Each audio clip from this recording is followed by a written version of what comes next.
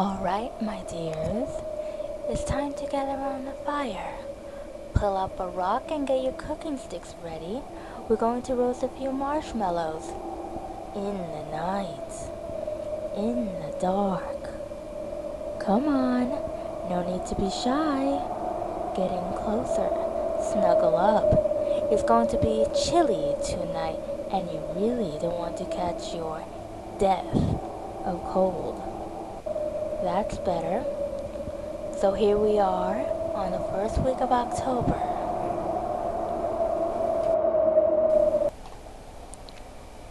In 1957, a young man named Vincent and his best friend Jason were on their way to the prom, driving down a lonely old road. And this year, there weren't enough girls in the town, so they both decided to go stag. Since it was a special evening, Jason borrowed a car, and Vincent had borrowed a jacket to make his suit complete. It was a very chilly June night, uncomfortably cool for June. As they drove up the white bridge, they spotted a beautiful young girl standing at the side of the road, her pumpkin-shaped locks swaying in the slight breeze. "Jason," he said, "would you look at that girl out there?" he asked. "Yeah. Look at that girl out there," Jason replied, grinning. "Let's pull over and see what she wants or if she needs help," Vincent responded. The boys agreed, and Jason stopped the car.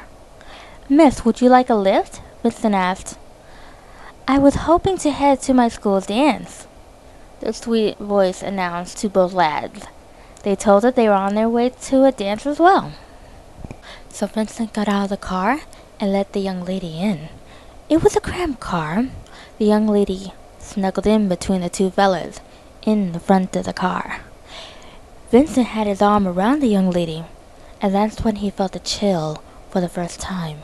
She was very cold. As they were going up the road, Vincent asked, "Miss, do you mind telling us your name?" The young lady smiled, and in a beautiful, sweet voice she said, "Lavender." It was also the color of the dress she was wearing.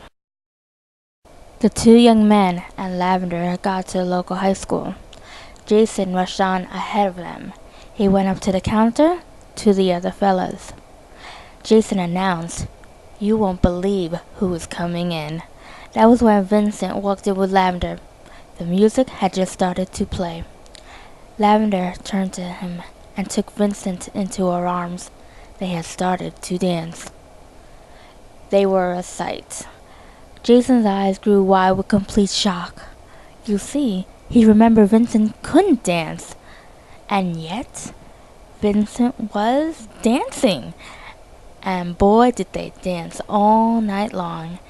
It was nearly 3 hours of dancing, and neither of them took a break.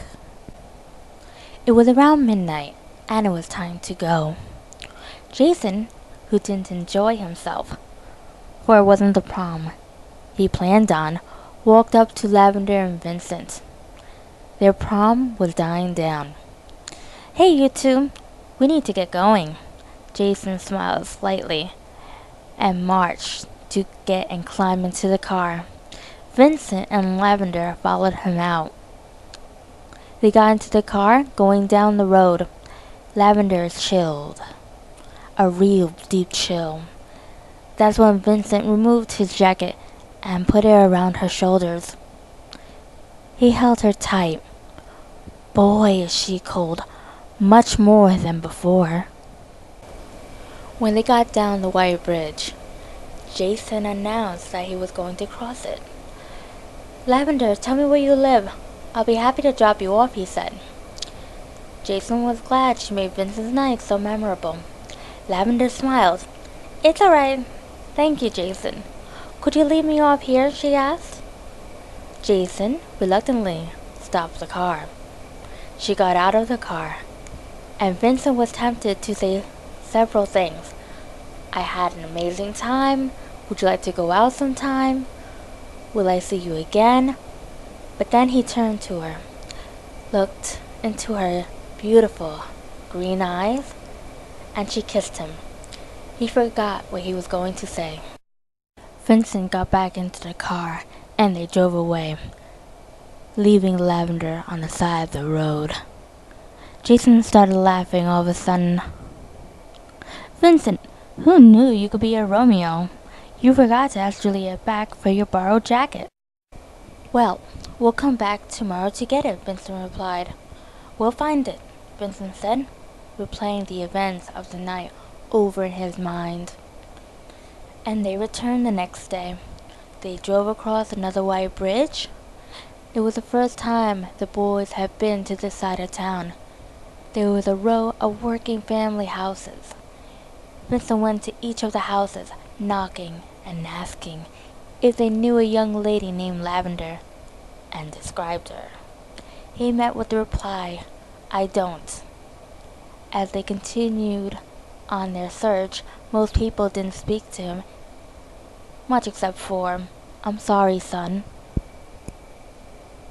Finally, they pulled up to the last house. An old woman came to the door. Vincent once more described Lavender, and told the old woman the young lady's name was also Lavender. The old woman showed them in, and presented a picture of Lavender. There was no way she could have been her daughter, maybe granddaughter, or even great-granddaughter. "Oh, but Lavender was my daughter. She loved her name and that color so much, she had me design that dress. My girl wouldn't even wear a cover-up against the cold night, as she left to wait for a ride for that ball," the old woman announced. The woman went on to say, "She's been dead for 35 years. She had been killed when a car swirled as she was walking on the white bridge." Vincent felt the hairs on the back of his head stand, and he wanted to leave. But now Jason was interested. He said, "Ma'am, can you provide proof?" The old woman nodded her head. "Absolutely, young man," she replied. "Go to our cemetery down the road." As they were leaving, the old woman called out to them, "I know you've seen my daughter.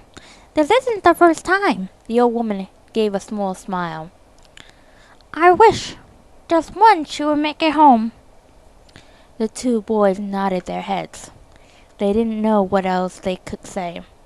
The boys drove into the cemetery and looked around. Vincent turned to look at Jason. "What are you doing?" he asked. "Can't you tell? We're going to find the end of the story," he replied. After a few minutes, they didn't have far to look. They saw Vincent's jacket draped over a headstone. Engraved in the tombstone was a girl by the name of Lavender. She was buried, and the date of her death was exactly 35 years ago on this day.